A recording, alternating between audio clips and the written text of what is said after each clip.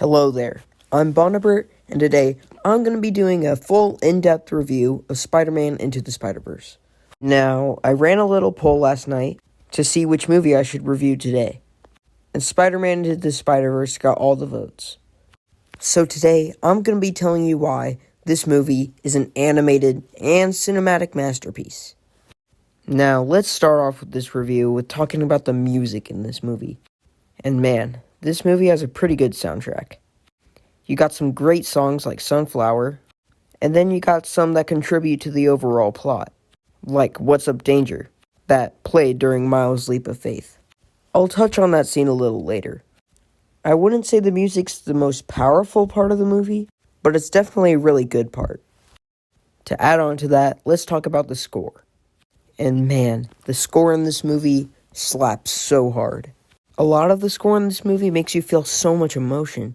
Like, for example, the Prowler's theme, it got me scared every time. And the score made me feel how the characters were feeling at the moment. If they were scared, the score made me feel scared. If they were winning, the score made me feel like they were winning and happy. Me personally, in my opinion, that's how you do a good score. Without this amazing score, this movie wouldn't be the masterpiece it is. Now, for the second segment in this review, I figured I'd talk about the animation. The animation style in this movie is beautiful. The fight scenes are so smooth, and if you pause at any part of the movie, it makes you feel like you're reading a comic book. Let me show you one of my favorite fight scenes in the movie and the animation in it. I mean, the clip's only a couple seconds long, but you still get a lot out of it. Miles? Spider-Man? Overall, the animation's probably one of the best parts of this movie.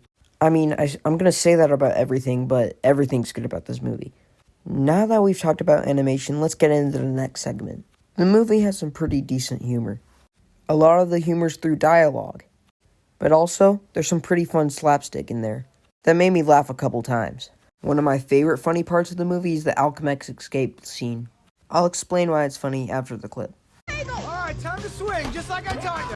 If you watch closely, when Miles throws the bagel and it hits the worker in the head, it says bagel right there. That's pretty funny.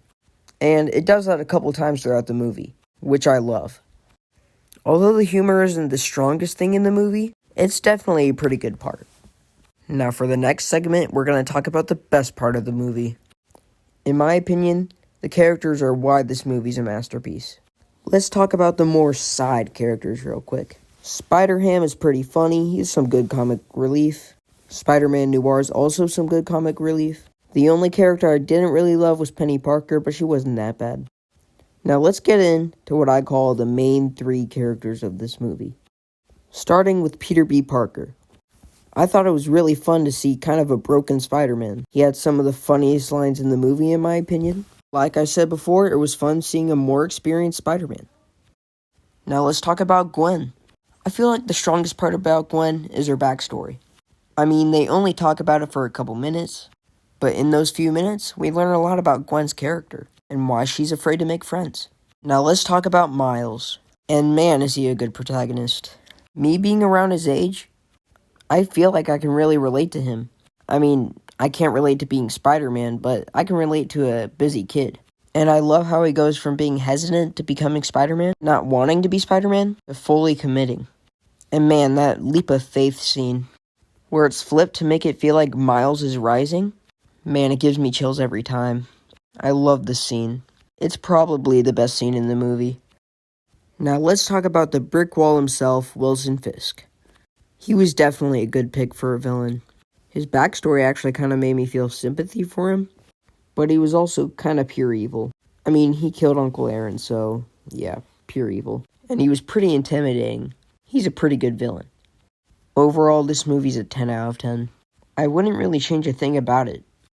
I'm really excited for Across the Spider-Verse. I hope it's as good as this one. If you enjoy this video, make sure you hit that like button. And while you're down there, make sure you consider subscribing. I will see you in the next one.